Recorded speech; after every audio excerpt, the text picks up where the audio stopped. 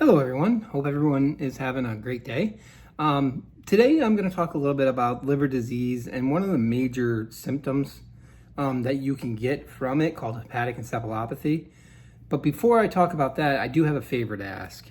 There's a little boy that is he's 7 years old, and he right now is sitting in a children's hospital, and they're trying to find out what's going on. He may have a type of lymphoma, a type of cancer, and they are middle of doing tests, but the family had to uproot everything to do this. I mean, in this economy, they both had to stop working and pay for lodging because they have to go to a hospital a lot further away from where they live. It's a family that goes to my church that could really use a little bit of help. So I'm going to post the information about it in my About section. If anybody can help at all with their, they do have a GoFundMe set up.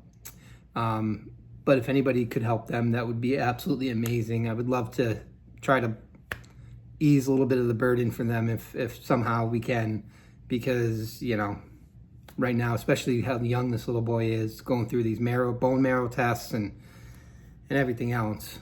So please, any prayers would help. His name is Mateus. But again, just click the link and everything about it would be right there in that link, tell you more about his story and what's going on with his situation. But anyway, so I wanted to talk today about hepatic encephalopathy. What is it? It's a big word, right? You know, it sounds like word salad, but it's a real thing. It's something that liver patients can wind up experiencing. I have had experience with this. I've had a very bad bout of it just recently, last time I was hospitalized, which I will tell you what happened to me. It was a very tough situation, and I will share that with you, with that story of what had happened here in just a moment. But first thing I want to tell you is that what it is, it's that your liver has become to the point where it's not able to filter all the toxins out of your body, and those toxins get into your blood. Instead of pumping fresh, clean blood, things are escaping out of it. It's kind of like having a, you know, dirty filter with a hole in it. You know, everything's going through that and messing everything up. But that stuff goes up into the brain, but then it gets deposited in the brain, winds up sitting there, and like the ammonia and other toxins, and that can start as something simple. Maybe you might not even notice. These are called covert symptoms, things that are like very small things, maybe a little shaky with the pen, or, you know, you may not even notice anything at all. But once they become overt means that once it started to actually affect everything, you can get stuff as simple as just forgetfulness. You know, you could start out with something like that. Brain fog obviously is one of them that comes with it. But in more serious cases, you can wind up having things like personality changes. You could act out irrationally, do things you wouldn't normally do. It's like somebody's driving the car and it's like you're not even in control anymore. You're just watching it happen. And it's a scary thing. But it could also, one of the things they check for actually is what's called hand flaps. If you ever had your doctor tell you to put your hands out like this, and they watch them. Because what could happen is when your ammonia is bothering you, you'll start getting these flaps, like uncontrollable, like your hands will move up and down. Or maybe you can't hold on to something tight enough. You know, you'll notice that too. Like you'll hold a pen and you can't just get your fingers to grip it right, because, you know, you're getting a lot of tremors throughout the hands. That can happen. You know, even something as simple, and this has happened to me, just type it on the phone. Every time I'm holding my finger above the screen, it would move on its own and hit something else. So I'm trying to type something, and every time I hit my finger goes nuts and slams a screen on something else. It's quite annoying. But it can also turn into a coma too, if gone untreated long enough. Or if somebody's in that severe of a state and didn't know it yet, that can happen too. But I've had a lot of smaller bouts with it, like just anger out of nowhere, the shakes, like my hands flapping or my fingers going crazy. I've had all that. Slurred speech, I've had that from it. That can happen too. You'll have a hard time getting your words out. But one of the my experience that I had this last time, because I lost the ability to swallow food, I couldn't swallow anything. It would just get stuck in my esophagus and stay there, and it was extremely uncomfortable. But I had gone, at this point in time, by the time I got to the hospital, it had already been a week since I'd been able to take my medicine. And those medicines are lactulose, which is a very heavy syrup, and it's quite nasty. It's really sweet, and that actually binds to the ammonia particles in your blood and in your body, and it passes it out. And then you have Xifaxan, which is sometimes you'll hear a doctor call it an antibiotic. It kind of is, but it protects the brain. It kind of shields it from that. That's there too. Also, I do know with the Xifaxan, because it's a very expensive prescription, if your insurance doesn't cover it, there are things on their website. You can just look up Xifaxan, Google it, and it'll give you the maker and the warehouse, and then you can find stuff like that. They actually have different codes that save you money on it, so on and so forth. But anyway, back to what I was saying. So by the time I had gotten to the hospital, it had already been a week since I've had any of my medicines, any of those two medicines.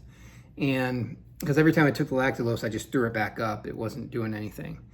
So what had happened little by little, I started seeing things that weren't there. I was waking up and having conversations with people that weren't there, and then as if I was still in a dream sequence, like I was still dreaming while I was awake, and I'm having a conversation. All of a sudden I'll realize that there's nobody there, and the feeling of embarrassment because now I'm talking to myself, that's really weird. It's a weird feeling, and this kept happening for quite a while.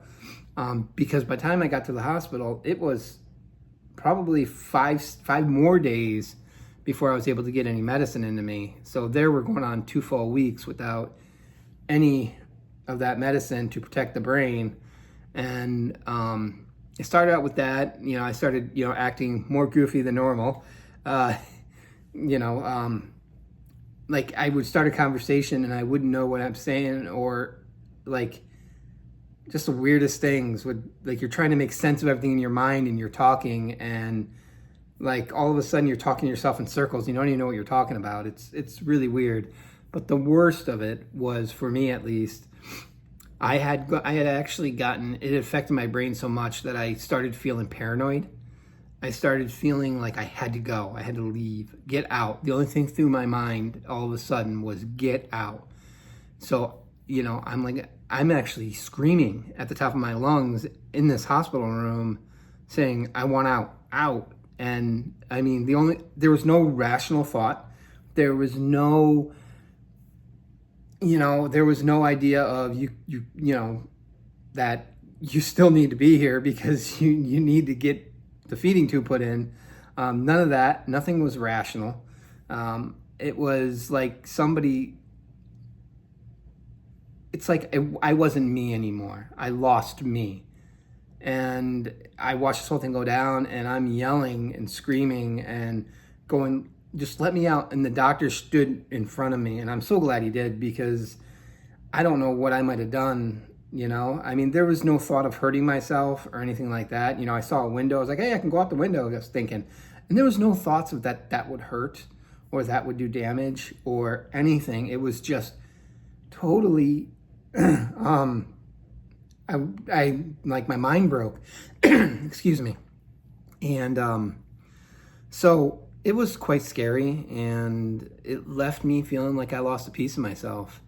I was embarrassed. They finally had to give me the lactulose a different way. I'll just leave it at that. And that was fun. But that started helping then, and then finally I got my brain back, and I was happy, but I left feeling like I lost something. It was hard. It really was, because it's like there was no rational thought. There was no don't do this because of, or do this because of, or reasoning to it. It was just pure out paranoid insanity. And it scared me. It really did.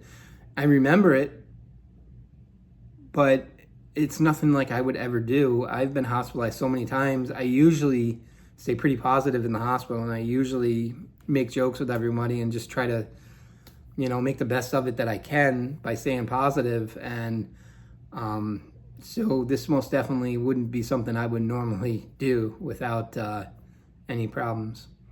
But anyway, so that's a little bit about hepatic encephalopathy, and from the small to the largest part of the symptoms. Unfortunately, a lot of times the doctors might do an ammonia test. The liver professionals say that that's never an accurate measure of it, because the ammonia gets trapped in the brain, so it's not going to be in the blood cell as much anyway. Or it's possible you could have a higher number and acting totally fine, or you could have a lower number and acting crazy, So it's basically, they look for the symptoms. The hand flaps, that's the first one they usually check. When you hold like this and then your hand will do this,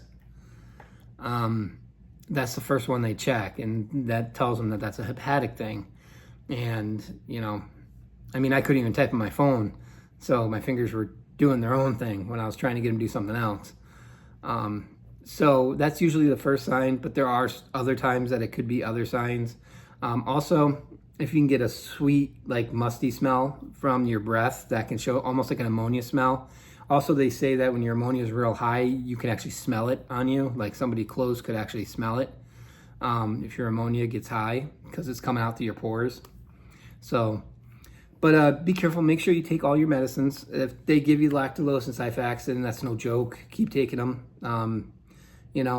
It wasn't by choice that I stopped taking them. I couldn't swallow them. And it only took, 2 weeks maybe before I just kind of went off the deep end. And if they didn't get the medicine into me then, it would have been a lot worse. And I'm glad that they did. So, but anyway, once again, I want to thank everyone for listening. And if you are able to help this little boy, Mateus, and their family, the link will be in my About section. But prayers, they really could use some prayers. They're hoping it's not cancer, and because the little boy had 140-degree temperature at 1.2. So, but anyway, they're all waiting for results, and he has a lot more testing to do. So, I just pray that that God will be with him during this time. So I thank you all for watching my video. Please, everyone, have a great day, and stay blessed.